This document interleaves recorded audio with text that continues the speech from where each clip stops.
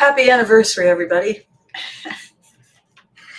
This is the most extraordinary recognition realization to wake up to today. And I didn't really know how to process it. And I know I've jumped the gun. I know it's not even 10 o'clock, but oh, there we are. And oh, wait, now it is. So for those of you just joining us, because I jumped the gun, I'm Abby here. This is my tiny corner of the world, my little office where mom reigns supreme and the Care Bears are cheering from the sidelines. And hi there. What I want to tell you all is how exciting it is that today is the 400th episode of these amazing ABCASTs.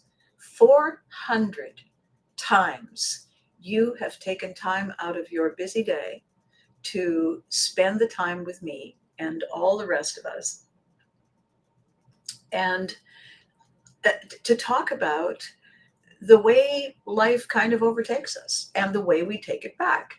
And I started this with the intention of showing up twice a week to get myself back in the system, in the process of producing and production.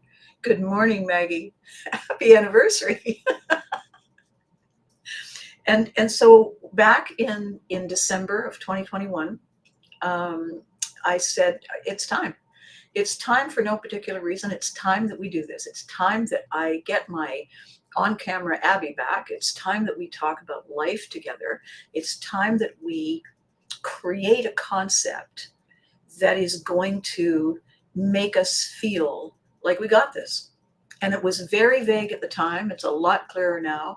And all that I had to do, all that we had to do together was show up, was set aside the time. So I arbitrarily chose basically coffee break. 10 o'clock in the Western world is typically when you take a break in the middle of the day, middle of the morning, and have a coffee. And I thought, okay, so it'll be 10 o'clock Abbey time, New York City time, and we'll just sit down and I will work toward this theme that I have called the Pivotry, which is the art form, the thinking behind the creative decision to pivot, to shift gears, to look at what's going on, to look at what has become a habit. And since it wasn't terrible, and even if it was, it's easier to keep doing than not, and say, wait a minute, I think I deserve more than this.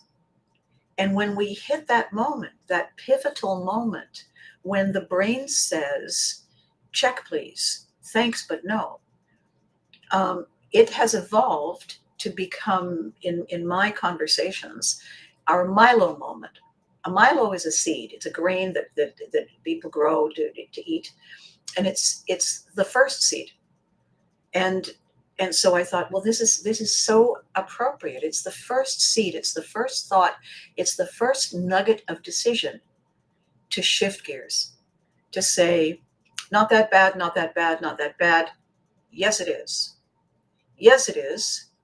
And by the way, they gave me a t-shirt and I look fat in it. So thank you for the souvenir. Next. We are allowed to take ownership of the way our path is going. We are allowed to take ownership of this origin story that someone wrote and gave to us.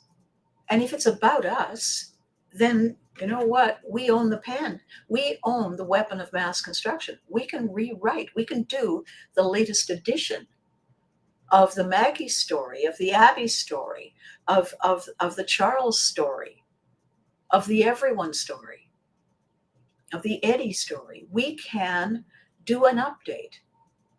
We can refresh our page. We can refresh the stage that we're walking on. We can do it anytime we want, as long as we're ready, as long as we understand why we're doing it, as long as we say, the pants don't fit, the diet didn't work. Am I culpable in some way? Maybe. How long do we want to keep trying to do this if it isn't working, if we don't like it anymore? Apparently, we can stop anytime. How do we know? Abby said so. So this is where it began. It began with a decision because I was in a place that was no longer serving its purpose.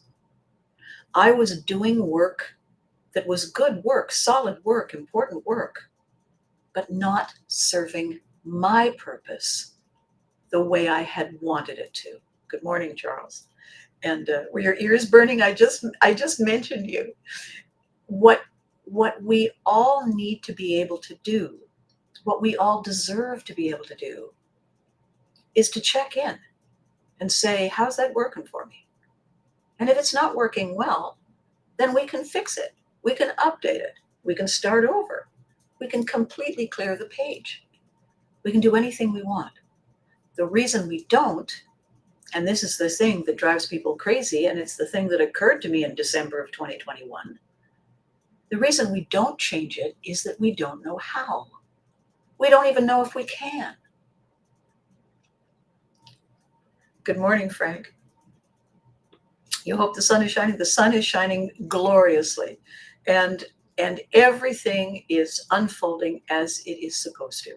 Whether we whether we think it's working in our favor in the moment or not, it is. So in starting this ramble today and saying congratulations and happy anniversary and welcome to number 400 of these fabulous, insightful, let's do this together conversations. These 15 minutes with Abby that take a little longer than 15 minutes because, oh, well, it's Abby. And so today, as I raise my mug of my warm and soothing beverage and I say cheers, I want to tell you what happened yesterday. Because yesterday was Thursday on my calendar, and yesterday was the day this was supposed to stream. I was supposed to record. And something came along that was more important. And I know you're saying, but Abby, I thought this was our thing. I know, right? 400. Rhea, good morning. Congratulations back to you on 400 of these. So here's what happened yesterday. The other reason that I refer to our moment where we say yes, no, new as Milo moments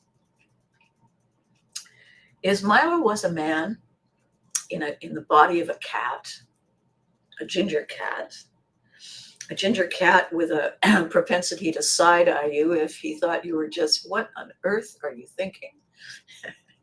And Milo had an independence that took the feline, I'm doing it my way, to a whole new dimension and a whole new level.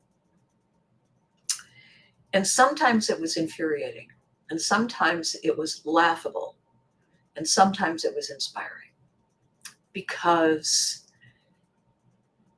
in his visit this time round, he was in the body of a house cat. He was not an outdoor explorer. He was not in a jungle somewhere. He was not in another incarnation somewhere. And as a house cat, as someone's companion, he didn't have a lot of freedom of decisions. He didn't have a lot of options available to him. In spite of that, within that context, Milo, in fact, walked his own path. If he didn't want to do what was on the agenda, he didn't do it. If he wanted it on the agenda, in very short order, it was on the agenda. Because Milo's spirit and Milo's ability to look at you until you realized that you were doing all the wrong things somehow, gave him an authority and an elegance and an I'm walking here that was charming and an important reminder to do it. And we lost him a short while ago after a very sudden and very astonishing discovery of an illness that was rapidly progressing. And so when we knew what was going to happen, the search was on to find the right way to honor his passing. And we came across an organization in the city of Ottawa that will basically do exactly what you want, exactly how you want it, in a beautiful, way out of the city, country setting. And so yesterday morning, fittingly, the appointment that was given to us was 10 o'clock Thursday morning. Milo was saying, yeah, right, an ABCAST? I don't think so. And so we drove off into the country and we spent the morning honoring that incredible spirit, that incredible animal, that incredible companion.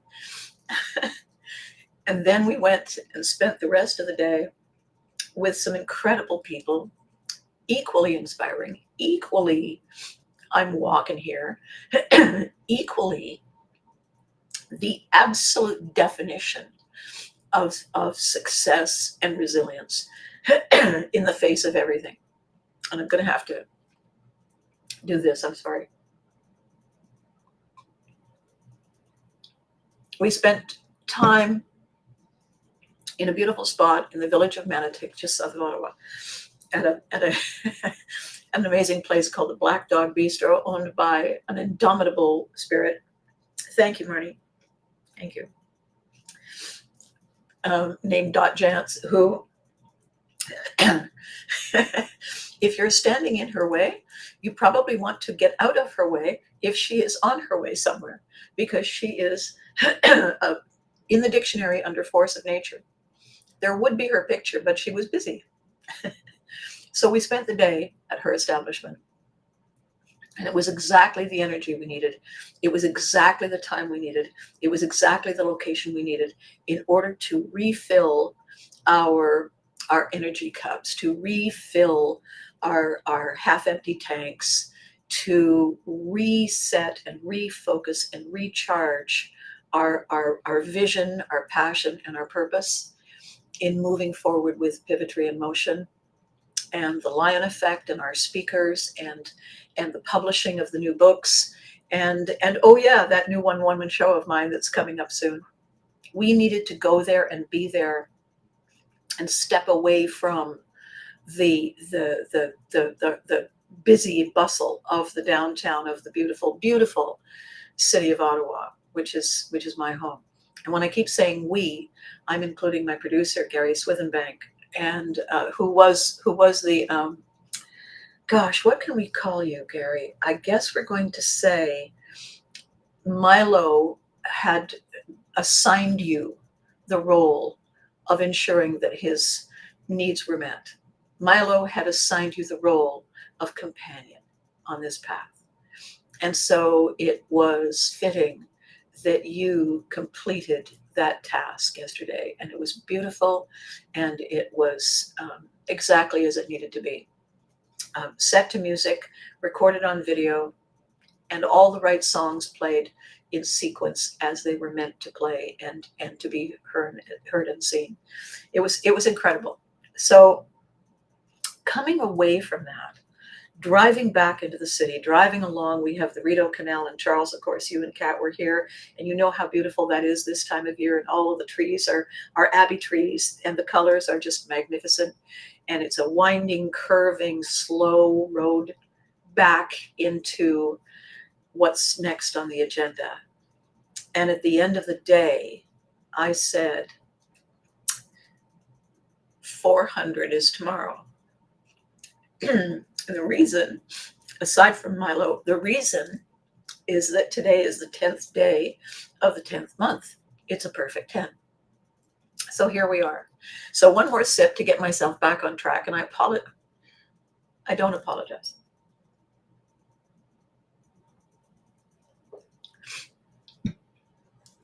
One of the things I was saying yesterday to a couple of people who were saying, oh my God, I had no idea. A, 400, B, how long it's been since I've seen you, and oh my gosh, the wonders that we're going to be doing together, now that I know you're back, now that we can sit down and talk. One of the things, the recurring theme yesterday, and in long conversations with people who were checking in on me to make sure everything was okay, is this. The blessing is the size of the gift is greater than the size of the loss. That we feel the loss is the testament to the depth and the breadth and the scope of the love. So this is a little known fact that Vikings are weepy. You don't often see that. And what they do is they'll set a boat on fire so that when their eyes tear, they can claim it's the smoke. So one more sip and I'll get underway.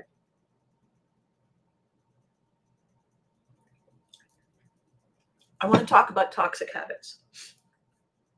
I want to talk about the thing we don't realize we do. I want to talk about, don't apologize, thank you for being authentic. Thank you for being authentic. Yes, well, yes, it's too bad I don't have shares in the tissue companies. The toxic habits that we develop are not things that we do as self-destruct, as means to incapacitate ourselves, to undermine our goals and our passions and our purpose. Our habits become toxic when they no longer serve their original purpose. This is my take on it. This is my feeling.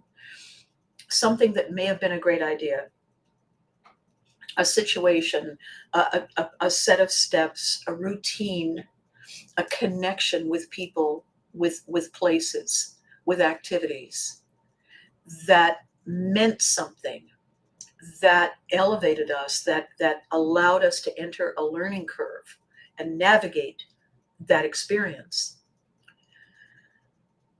has a finite window of usefulness, of helpfulness.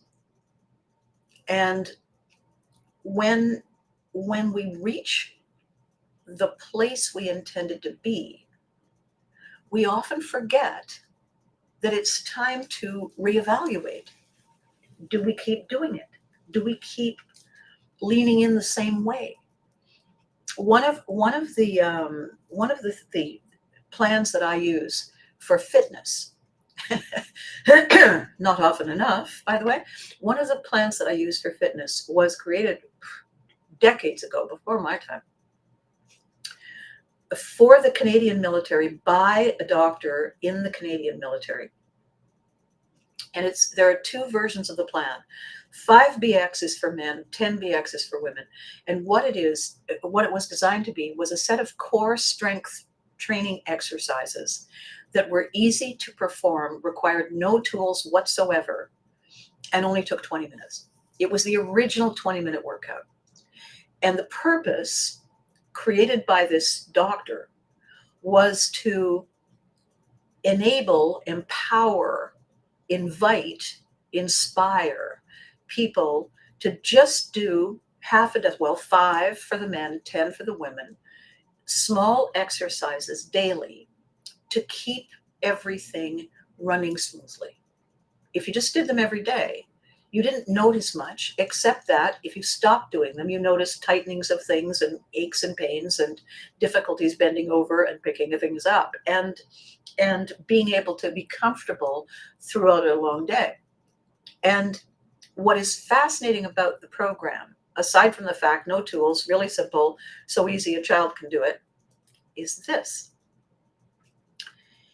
Every few weeks, you don't change the exercises. You don't add equipment. You add a small number of repetitions of the exercise. If you were doing an assisted sit-up and you start with 5, then after a couple of weeks, you do 6. And you do 6 for a couple of weeks. And after that, you do 7. It's a very slow, and for each of the exercises that you're doing, it's a slow, incremental addition. People say, well, I go to the gym and I this. Yeah, we're not talking about someone who is on an agenda to get really, really fit and really, really this and really, really that. This is a maintenance program for optimum health, wellness, comfort, balance, resilience. And it works. My dad used to do them when I was a little kid, and he gave me the booklet that was handed out by the military. I still have that booklet. I still use that booklet. And why I mention it is it's not that you have to suddenly and dramatically do something big and different and new to change your focus from a habit. It's that you have permission. You deserve to shift the why and the how and the what and the when. All you need is the instruction. All you need is the cheerleader on the sidelines saying, good for you, good for you. So I'm the cheerleader, and I'm also the person with the instructions. Not the 5 and 10BX instructions. You can go on Google that, and you can download them. They're free.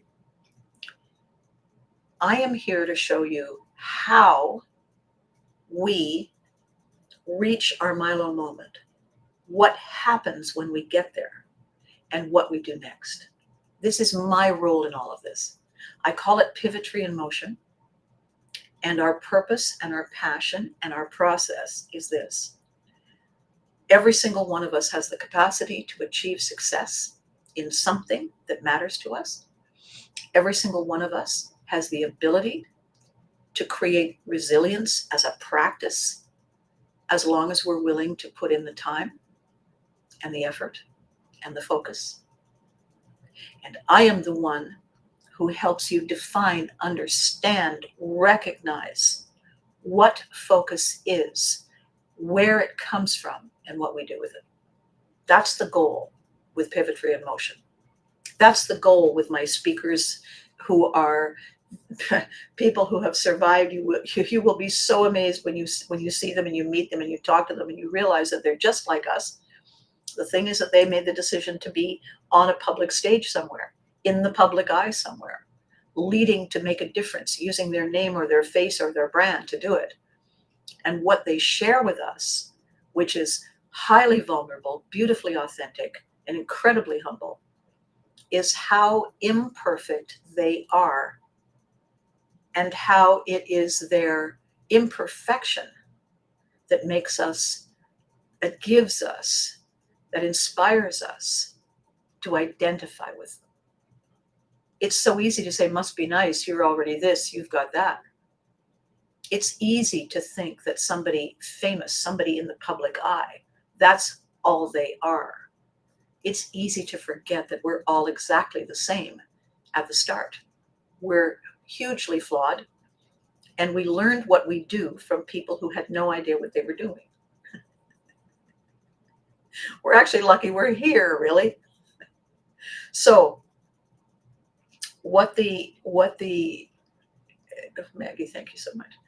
What the whole idea today is, on this 400th day, is I want you to take this moment, get whatever your weapon of mass construction is, whether you like to tap it on your phone, whether you use your notes on your computer, whatever it is you do, whether you have a later folder, you just grab a scrap of paper, a Post-it note, whatever it is that you do, okay? And I'm going to talk you through how we evaluate the status of our current habit.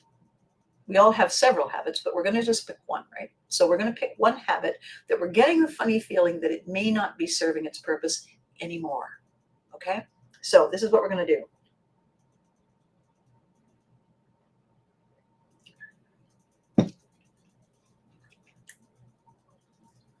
Write down the habit. What is it? Popcorn? Uh, Knitting? Scrolling on the phone? Uh, Leaving the laundry? Putting off paying bills? Remembering the diet? Remembering the exercise plan after the moment you were supposed to do it has passed safely? Whatever the habit is, weapon of mass construction. Write it down, what it is, okay? What it is. Okay. Underneath that, I want you to write 2 questions, okay? Actually 3. The first question is this: what's the point? What's the point? Habit, popcorn, movies. What's the point? What's the point is why. But I don't want you to say why. What's the point? Okay? What's the point? And then leave some space because you're going to answer it. Not necessarily right now, but you're going to answer it. What's the point? Habit, colon, write it down. What's the point? Leave a space. Next question. What was the point? And put the word was in big letters. What's the point? What was the point? Leave a space. You're going to answer it later. Next question. Now what?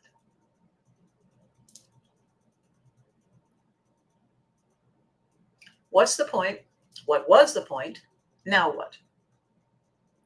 And you're going to ask now what after you've written what the point is and what the point was, because now you're going to look at the way it changed all by itself. It changed. It feels like it changed all by itself. Obviously, a habit doesn't change. We change. We either lose track or we hedge or we, slack off or we get really intense. But it evolves over time, right? It evolves over time. So it has evolved. So the now what is any number of things you want to say and how you want to say it. And the questions you're going to ask when you say now what is, do I keep on? If the purpose has changed, if the outcome has changed, if the enjoyment has changed, now what? Do I keep doing it? Do I keep on doing it? Am I doing it because it's convenient, it's comfortable, and oh well? Or as I write the words now what, and I look at now what, is this maybe the Milo moment? Is this maybe the time you say, let's do something else? All right, write that down. Let's do something else. You don't have to decide what that something else is right now. But when you say, let's do something else, let's try something else, and you say it out loud as you write it down or as you text it in to yourself, let's try something else. Now you've planted a Milo seed. And all you have to do every day, every morning when you wake up and say, I'm very grateful that I'm here. I'm very grateful that I made it through the night. I'm very grateful that I have a fresh start. I'm very grateful that I got this. Then pick up that piece of paper and look at it. What's the habit? What's the point? What was the point? Now what? And it doesn't mean that you leap out of bed at the crack of dawn and rush around and reinvent your entire life. It means that you head into your day, first of all, grateful that you're here at all and can. And the second is, what do you feel like changing? Because the thing we all forget is that we're the ones driving our bus. We're not spectators. We're not sitting in the back with somebody up front taking us on a tour. It's our bus. It goes where we want it to go. It stops where we want it to stop. We're not helpless sitting in the back. There's not somebody we don't know their favorite flavor of ice cream behind the wheel. It's us. It's our bus. If we don't like where it's taking us, we can go someplace else. Right away? Probably not. We got stuff. You know, how long it took me to set up this office is how long it's going to take me to dismantle it and reset it and rethink it and update it. So far, happily, I continue to love all of the things that it does for me. I love the way it feels. So what is going to happen along with the continuation of the ABCASTs, because this is a Milo moment, is an opportunity for us to talk about what it means to be in the Milo moment and what we intend to do with that awareness. And I'm not talking big things. Sometimes you have somebody who comes along and they say, you can do this and you can do that. All you have to do is get rid of all the food in your pantry and start over again. You think, A, I can't afford it. B, what is wrong with you? Do you have any idea how busy I am? Because all of these self-help, helpful people, they're all locked into their dream and their passion and their excitement. And they can't imagine anybody who wouldn't want to do what they did, which was throw away everything and start over. I don't want you to throw away anything. I'm not asking you to start over. I'm asking you to look at where you are and say, yep, still good, still love it. Or, nah, now what? And in the now what, the next thing I'm going to explain is how to step into the Milo moment and how we already all do it all the time. We just don't know it. And when I explain this to you and I walk you through it and you say, oh yeah, I do that. Every next thing today and every following day, you own consciously. You have pride of purpose, on purpose, after the moment that happens now. Do you remember the time you were walking through a room barefoot and you caught your little toe up against a piece of furniture? You remember that? You remember that moment when the piece of furniture and your toe sent a signal to your brain that you could see and hear and feel 100,000 miles away? You remember that? Clear, right? It's right back with you. You're going, oh, your sphincter muscle is going, oh, yeah. Do you remember the moment when you said, oh, my favorite beverage? And you were busy doing something else. You're like, my favorite beverage. And you pick up the container and you take a sip. And there's something wrong with it.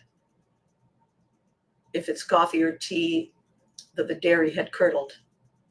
That you thought it was grapefruit juice and it was orange juice. Or worse, you thought it was orange juice and it's grapefruit juice. You thought it was hot and it's tepid. You thought it was soup and it's not. It's gravy.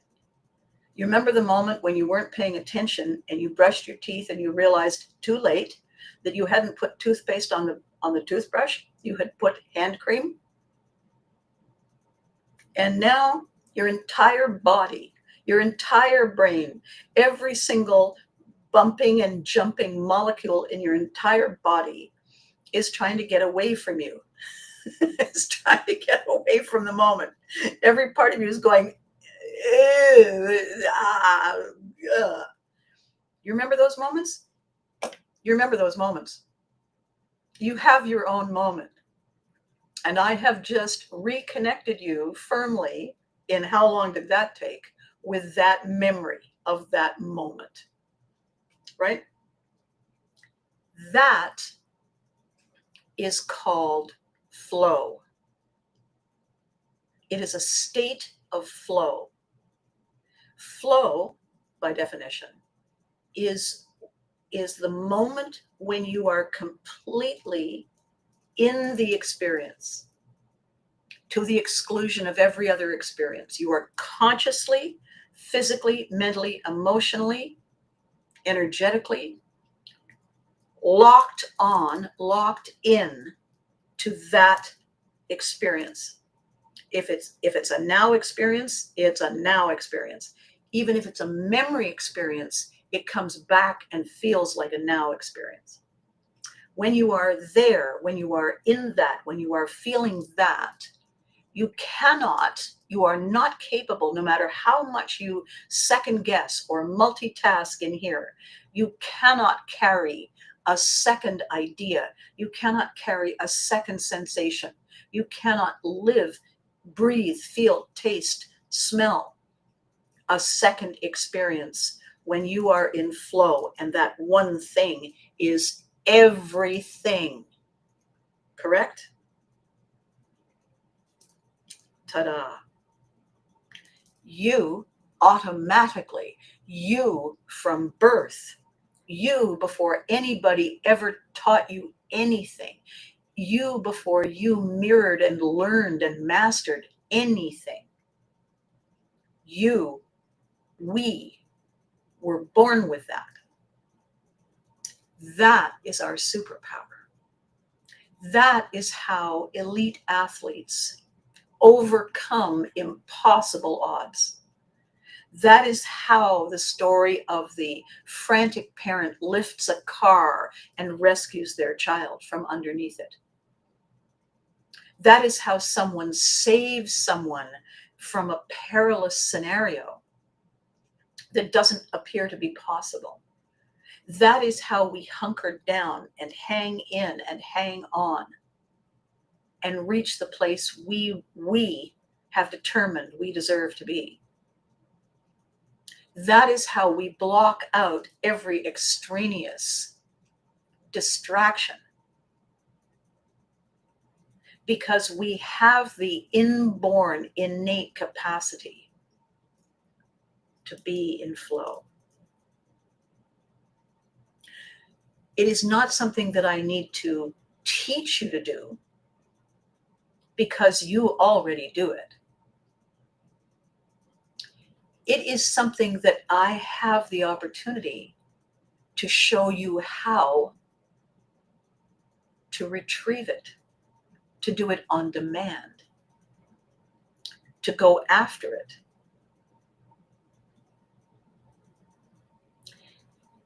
And what happened yesterday afternoon was so profoundly powerful. In the afternoon, after our Milo morning, we were driving back from our outing and commenting on the trees and the leaves and how peaceful it is to drive alongside a canal or a river. And we reached a point where we were back close enough into the city that we suddenly found ourselves at a stoplight that had turned red. And Gary said, I have never felt so totally present, uninterrupted, all day, since my days in the military. And I said, I know, right? And he said, when do you experience it the most? And I said, well, I didn't join the military because I was held hostage by the military, and fool me once. However, show business, putting together an event, inviting people to take time out of their day, as these are, as these videos are. This is an event. It's a virtual show, except that I'm real. We can almost hear me go thub, thub, thub. I'm real. I'm here. So are you. How we are connecting is via technology. We're not actually physically hugging each other. However, we are experiencing the value of the hug. This is flow. While this is going on, while I'm talking to you, while you are listening to me, when I say something that does a Bugs Bunny kiss on your nose, mentally, emotionally, energetically, physically, and you say, whoa, you're in flow. Conversation many, many decades ago by the man who came up with the term itself. He did a TED talk and he was talking about what it was like to be a child growing up in Poland during the Second World War. And he said that his grandfather was a lover of the game of chess and taught him how to play chess when he was very, very young. And so there he was when the war broke out and their city in Poland was being bombed, and it was frightening, and the explosions and the danger. Anytime it got bad, looking back, this man said he realized that those were the days that his grandfather said, let's play chess, and took out the board and set up the pieces. And what he was saying was that the game was so fascinating and it was so mentally challenging and it was so exciting to do his best to outwit and outmaneuver his grandfather that he completely lost touch with the awareness of the war. He said, I know I'm exaggerating, or I'm about to exaggerate when I say I don't think I would have noticed it if a bomb had hit the house. Of course he would. What happened, though, that was close was that his concentration and his energetic commitment and his fascination with the process of the game took him out of his external world and brought him deep, deep, deep into his internal world,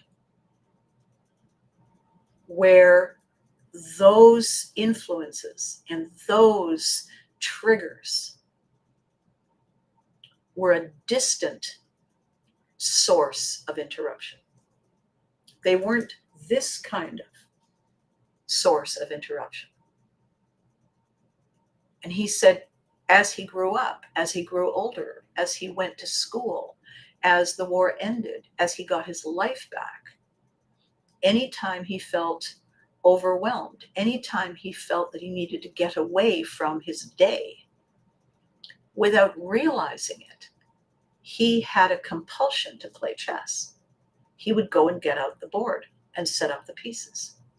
And just the act of going and getting the board and clearing of space and putting it down and taking out the pieces began to take him to this place of safety, this place of sanctuary, and this place of anticipation that something good was happening around him and within him. And this is flow. And when we were driving back into the city, and Gary said, this day has felt different. This day has felt full to capacity. I haven't been randomly thinking about other things. I've been completely absorbed by, welcoming every experience all day long. That doesn't happen. I said, I know. And he said, this is what we need to be making sure that our speakers talk about as part of their, this is me, this is my thing, this is what happened. What we all need to do individually and collectively with our participants, with our fellow retreat attendees, on our webinars, in our one-on-one calls and coaching, we need to make it clear that it is possible to get clear. It is possible for us to zero down our habit, our toxic habit of checking in on externals when they no longer serve us, when they're just contaminating what we are and what we can do and where we deserve to be.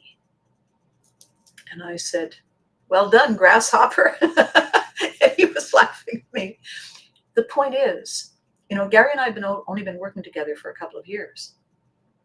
And for my whole career, I've had people come in and stay a while and then, elevate and move on and start their own entities and their own paths.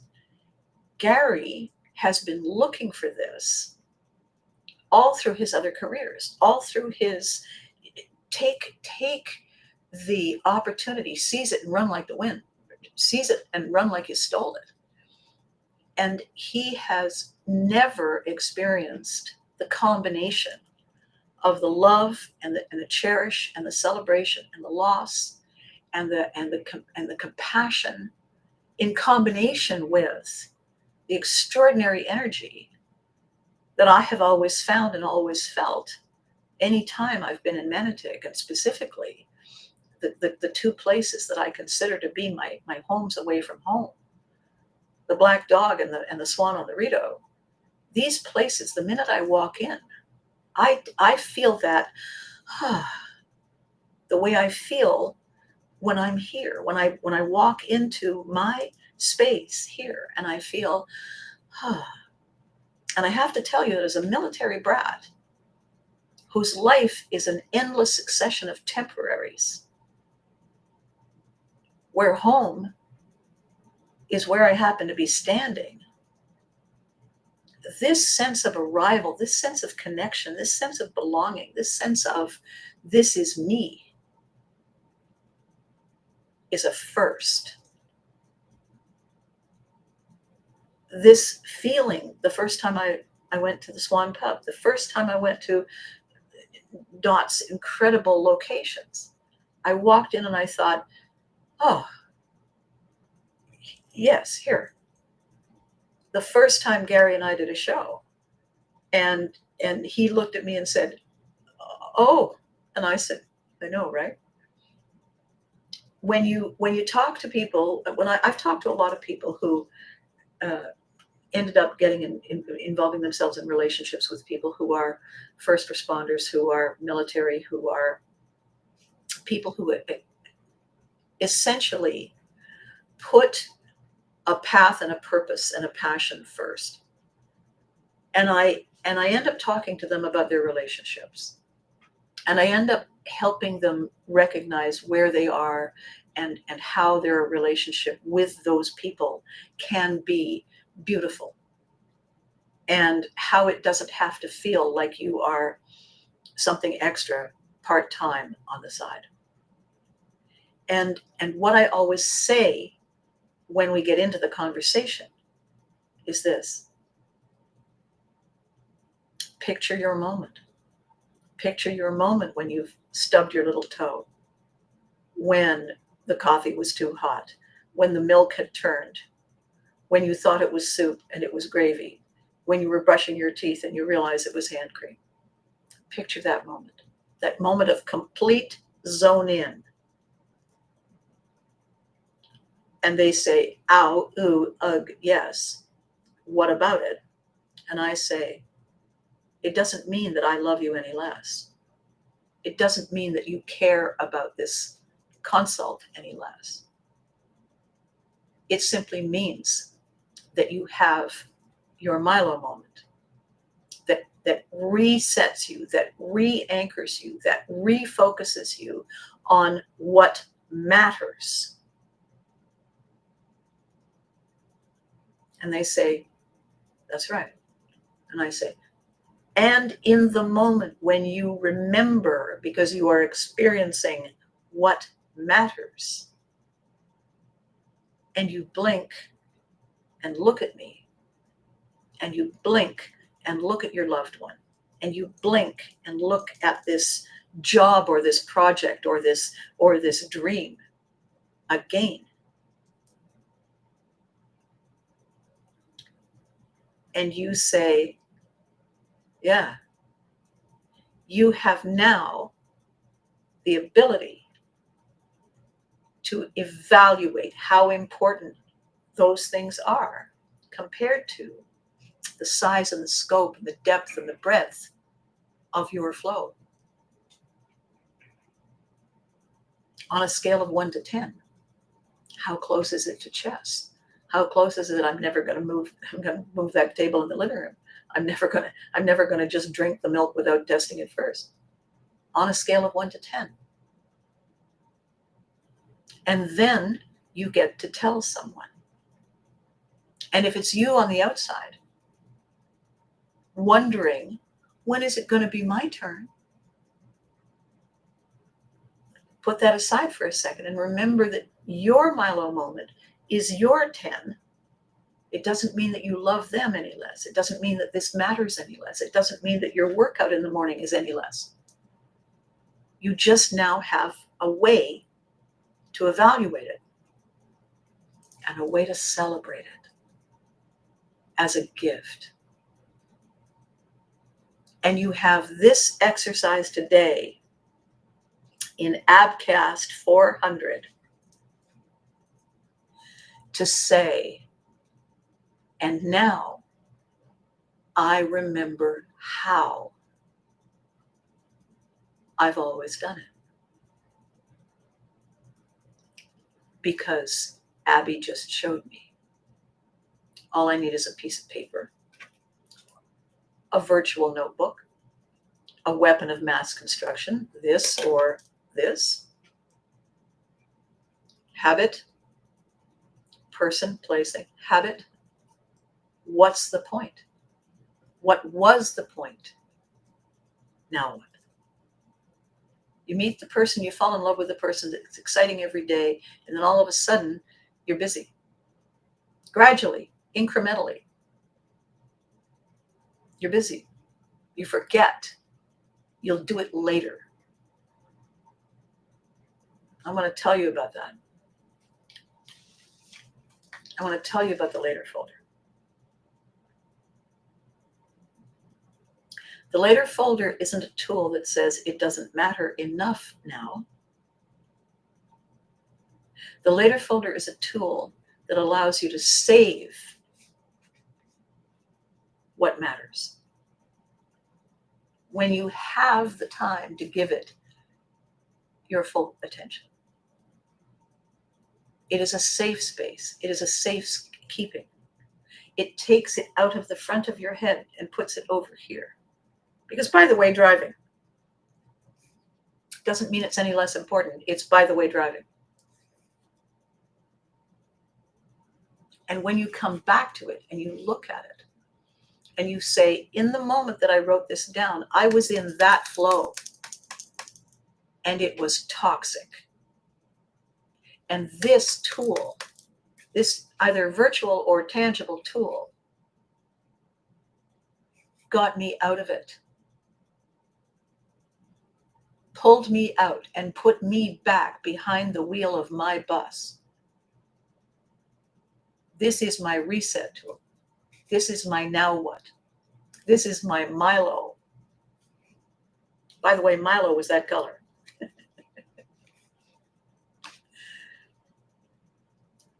We have the capacity to gear up and gear down. We have the capacity to say, how long has that been there? Excuse me, and fix it. We have the capacity to recognize when we're stalling. We have the capacity to say, seize the moment, seize the day, seize the Milo, and honor it. Milo is not external. Milo is inside all of us. Milo is our seed. Milo is our origin story. Milo is our passion, our purpose, our love, our connection, our engagement, our transformation. Saying things like, gee, I hope something changes is a silly thing to say, because things don't change. We change things. If you hope, you're waiting for it to happen.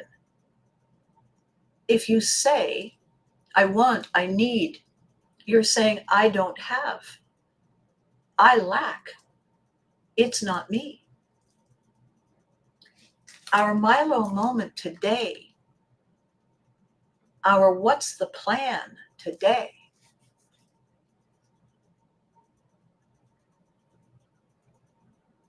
is I'm walking here. I'm walking here. This is mine today. If you're poaching, heart-shaped line in the sand, love you from afar, get your own thing. Stop poaching mine. That person, that hobby, that quest, that hunger, that craving, that no longer is sharp and important and purposeful, may very well have served its purpose. Oh, I wish it would never stop. Well, if it never stops, you won't have room for the new thing. Cherish it, write it down, take a picture, record it. Keep it in your later folder. Open your hands, open your arms, open your mind, open your energy, open your heart.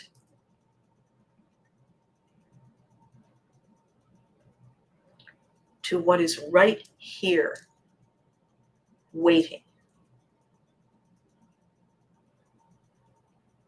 When you move the thing in front of you that has stayed in front of you because you've left it there, when you move it just out of the way and you say, oh my God, how long have you been standing there?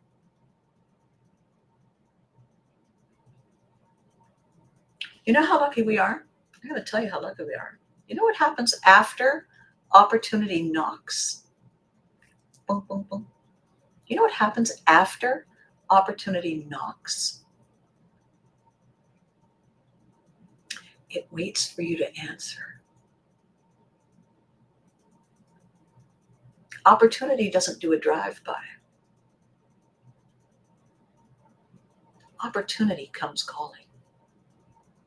And it comes to people who say, I am ready for opportunity.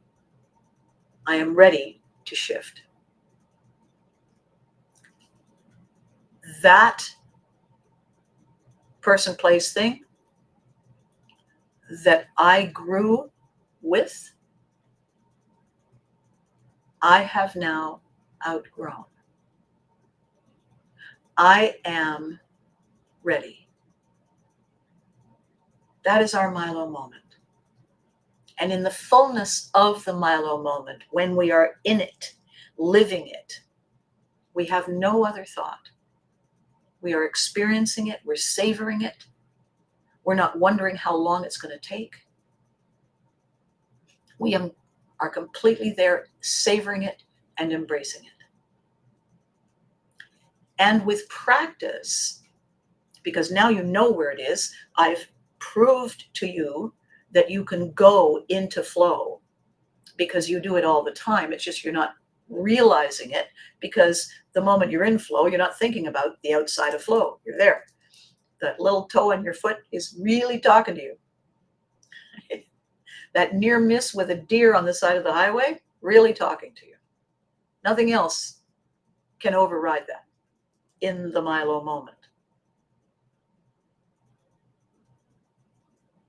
It is what you choose to do with the knowledge, with the understanding that you are born with this. And it's normal that you don't know what to do next. It's normal that the now what sits there staring back at you on the page after you've put it there. It can also be normal that you say, Abby. So maybe the piece of paper that says habit, what's the plan? What was the plan? Now what? Maybe the next thing 2 lines down is the name Abby with an exclamation mark. And maybe you message me. Maybe you text me. Maybe you make a comment the way all you beautiful people are making comments. Good morning, Eddie. Maybe, and by the way, on this podcast, on podcast 400, and by the way, hugs to Jeff for his procedure. On this podcast 400, those of you who are on Facebook or know that I'm on Facebook, if you go to my Facebook page, you will find there the most extraordinary testimonial about the journey that Eddie had with me when I taught him how the later folder could change everything for him. He did a beautiful thing. And Maggie also the other day, discovering and rediscovering and connecting and reaching out and saying, I had no idea it would be this easy. Well, why wouldn't it be this easy? We're just people. You just happened to watch me when I was doing something remarkably silly. We're still just people. What I'm talking about today, Eddie, is a follow-through on the later folder. It is a follow-through on all the things that happen as the result of the later folder, because as Eddie described and explained so beautifully yesterday, the later folder gets rid of everything that you don't need to be focusing on. It gives your subconscious, it gives you permission not to be anxious that you'll forget something that's going to be important in a minute because you've saved it. Unlike the computer that says saved and then won't tell you where it is later. This is something that we own. We're walking here with it. On this 400th ABCAST, I am inviting you to own your Milo, to take the moment and do the question. Habit, what's the point? What was the point? Now what? Ask Abby. As you do, and when you do, you take ownership. The quality of your experiences, the quality of every, did I say every single experience from this decision forward will be exponentially extraordinary, deliberate, all-encompassing, fully flowing. And once you experience it, once you taste it, once you feel it, once you walk it, once you sense it, the old way, the old habit, the multitasking, I can do many things badly simultaneously, will never be good enough. You will have reached your bookmark. You will have said, no more. Why not? Because you're worth it. You've always been worth it. And now you know. Because now that I'm talking to you this way today, you know. You can feel it. It's resonating.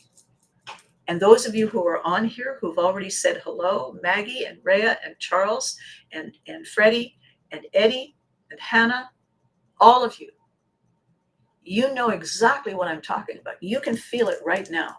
You may even have that little, hair on the back of your arms or the back of your neck. You can feel it. There's a kind of a tingle. Let me know. Say something.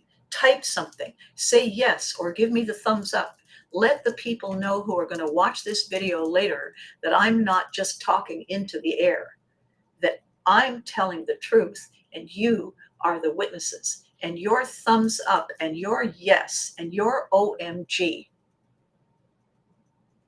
is the proof that anybody watching episode 400 and deciding to do what I'm saying, you will enter your Milo moment, you will enter your flow, you will experience Pivotry in motion, and you will say, alrighty then, let's do this. And that,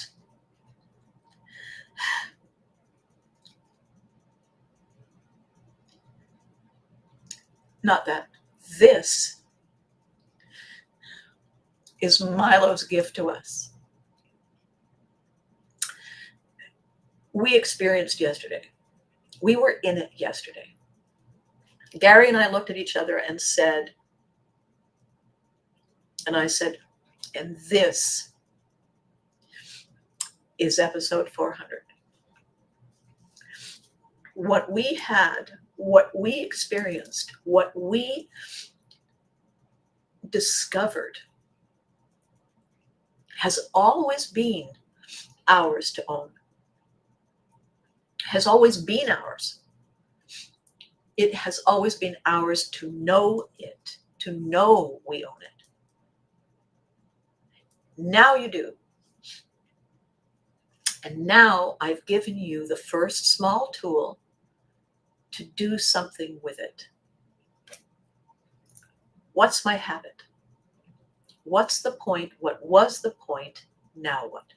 The now what question is asking, is it helpful or is it a time vampire, an energy vampire? Is it still worth it? If you don't know the answer, but you got a feeling that something has shifted, then the line below now what is ask Abby.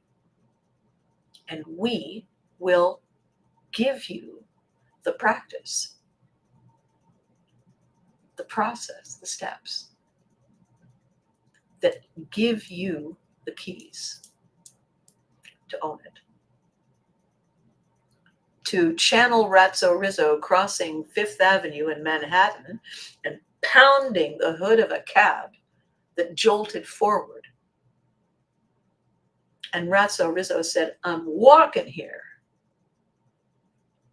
We don't have to be world beaters. We don't have to be pioneers. We don't have to be those lunatic Vikings who got in boats and sailed off into the middle of absolutely nothing, completely convinced that there was something on the other side. We don't have to be that person.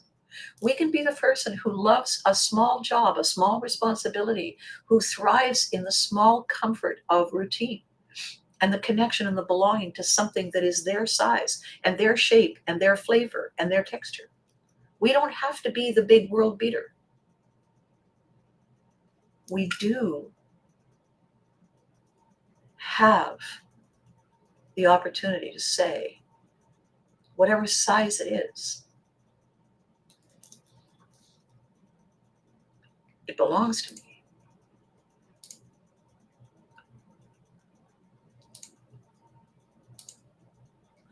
We have the opportunity to say, I deserve it.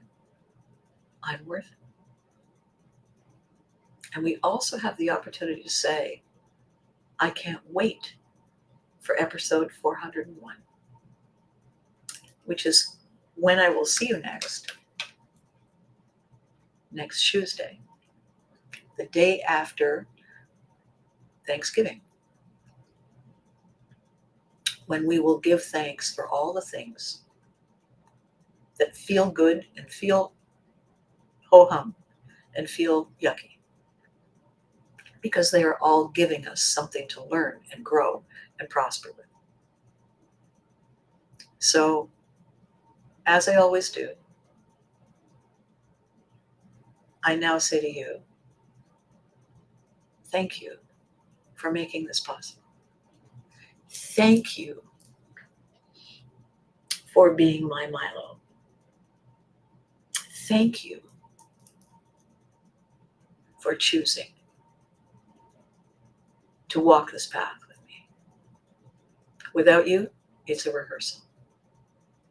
So be good to you. Be good to you till I see you again.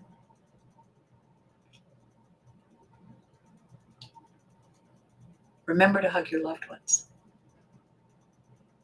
And tell them they better get off their duff and hug you back, because you all deserve it. Thank you so much for watching. I'll catch you next time. Congratulations, guys. Congratulations.